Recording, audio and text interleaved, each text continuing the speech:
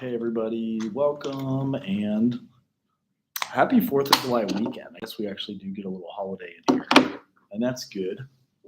Um, Dip it into chapter 10 because after this we don't have a Monday class technically.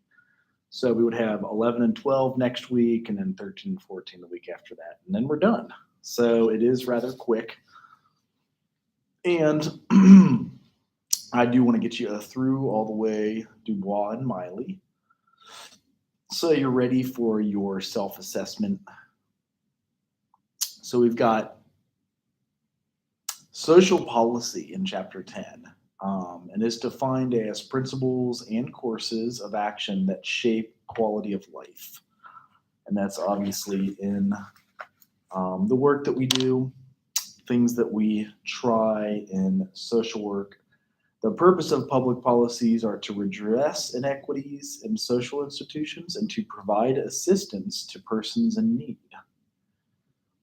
So there's actually a good video on that one that I did want to throw out there for you. And that search is actually kind of weird, so we're going to go back over to the internet. But as you can see, policy is always changing, moving, and shaping in many different ways. And things come up in social work that,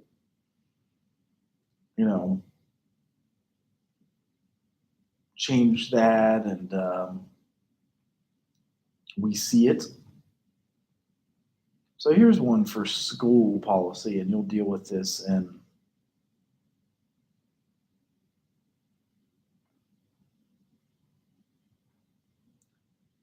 poverty specifically, how to address that.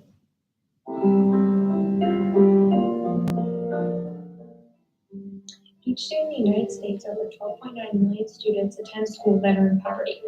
These students often have lower achievement rates than those that are not in poverty. As future teachers, we need to be aware that these students will be in our classrooms, and it is our responsibility to make sure that they get them. See if I can get bigger for you guys. They get the help they need in order to succeed. One of the consequences of the recession that you don't hear much about is the record number of children descending into poverty. The government considers a family of four to be impoverished if they take in less than $22,000 a year. Based on that standard and government projections of unemployment, it is estimated the poverty rate for kids in this country will soon hit 25%. Those children would be the largest American generation to be raised in hard times since the Great Depression.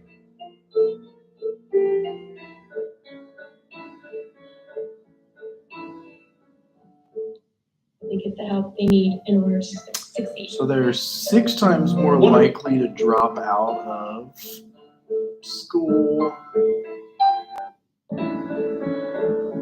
That's from DoSomething.org.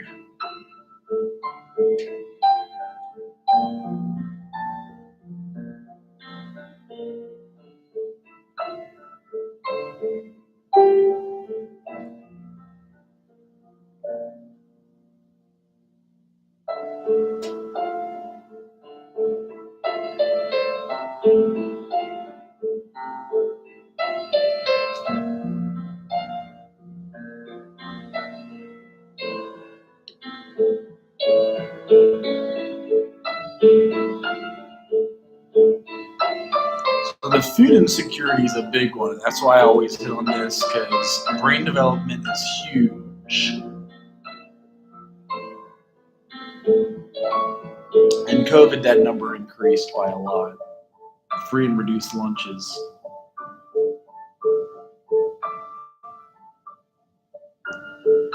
How many of you have had the lights turned off at your house?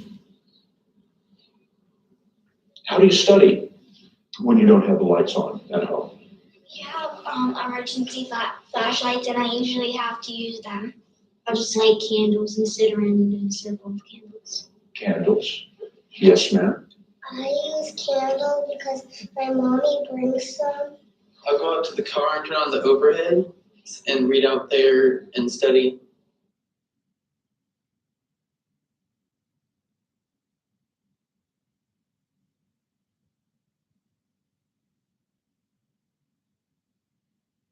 What is your relationship to the students at the school?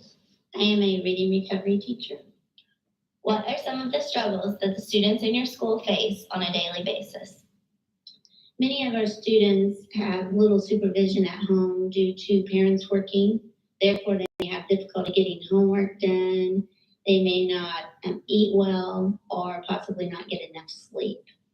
Many of our students also have personal issues to deal with at home, so school may not be seen as a priority. Do the students at your school that are in poverty have a lower achievement rate than those who are not in poverty? Yes, if there is no one there to intervene. What are some ways to help the children that are low income? Well, one of the things that we can do is we have staff that will help students get homework done if that's one of the issues they struggle with. Our school also works with local churches to provide a mentor program for students at risk. We work to provide a safe and happy environment at our school. We provide breakfast for those students who may not have a good breakfast at home or any breakfast. We also provide opportunity to build relationships between school, family, and the community.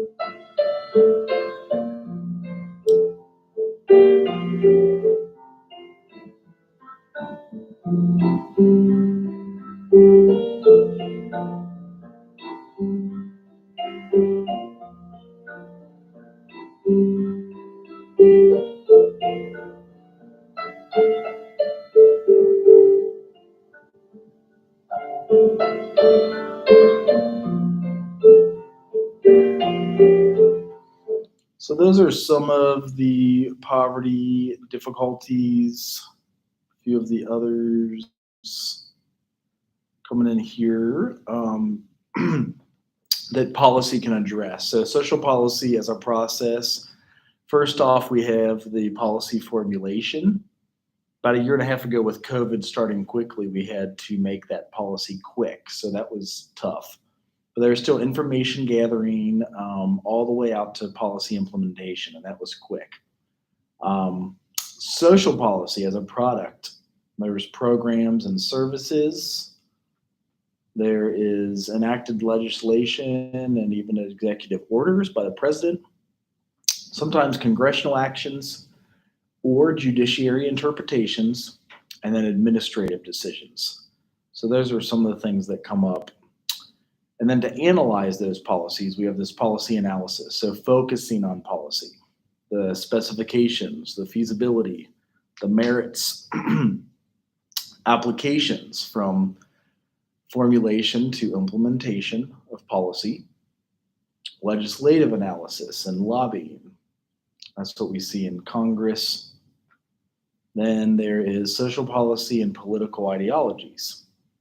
You've got liberals, conservatives, radicals, and then even in social work and political ideologies, you see a broad spectrum of different ranges. So with social work and social policy, we try to do a practice that informs policy, and policy informs our practice. So as things are coming up, even during COVID, I quickly went to online, or at least offering it to those who were worried about it. And we even were allowed to bill for that differently, whereas in 2019, it would have been hard to bill for online counseling. Then integration of policy and practice. We have direct practice, agency and organizational practices, and then fields of practice.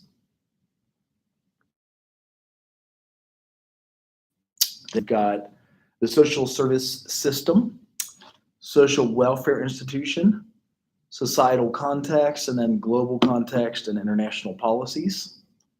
Those are some of the things that came up. Chapter 10 has a good vision of how policy informs practice going down there.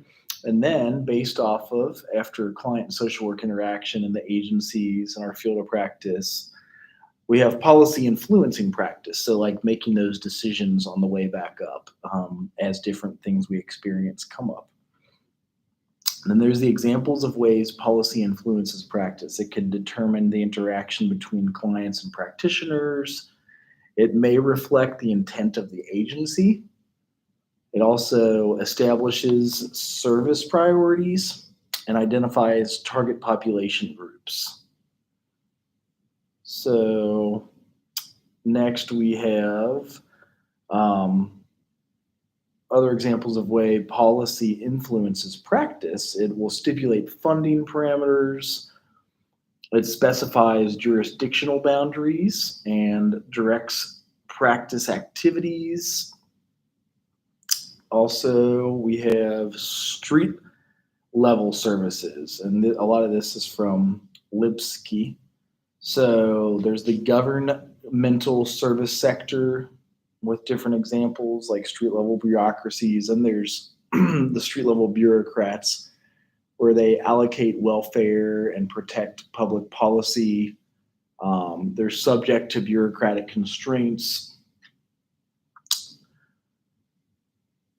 Also, labeling the social construction of the clients is some of the stuff that comes up that Lipsky writes about.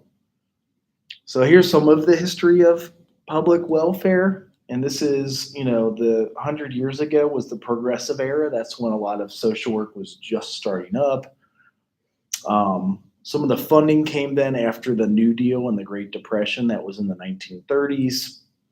And even 40s was the war. So they had different things come up then that were important that showed up with the Great Society programs. That was in the 60s. New federalism in the 1970s. With Bill Clinton, we had a lot of welfare reform and ways to get welfare to people. That was in the 90s. And then with Obamacare, we had healthcare reforms. That was like from 2008 to 2012 with the Affordable Care Act. So when that was passed, it got social workers into a lot of spaces everywhere. Then here's a more detailed chart that you can see in Chapter 10 about the different things that were passed, different legislation. And then here's some of the public welfare programs. So we had the old age survivors disability health insurance. We had the temporary assistance for needy families, supplemental security incomes, and also general assistance was one of them that had come up. So there was one last video I wanted to show you guys here about TANF, because it got pretty big after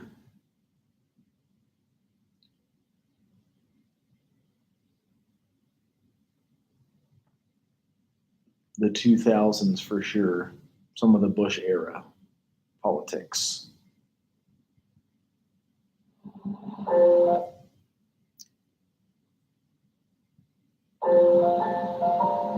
For a while there, things were really tough.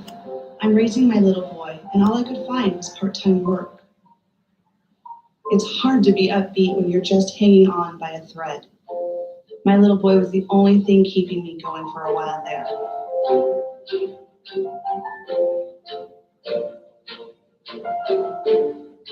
I got my electricity turned off. All my bills were late. That's the worst feeling in the world. I was worried just about taking care of my family. I didn't know it then, but things were about to change. Walking through those doors was the best thing I ever did. I got help through the temporary assistance program. I also got help with my son's healthcare expense through Denali Care. It took some work, but I got help with my resume, fine-tuning it for the job I wanted. They helped me get on the computer and do job searches. They were really there for me and gave me some great tips on how to get a full-time job. And I did. I'm working now, and things are really looking up. And the best thing is, I'm taking care of my family.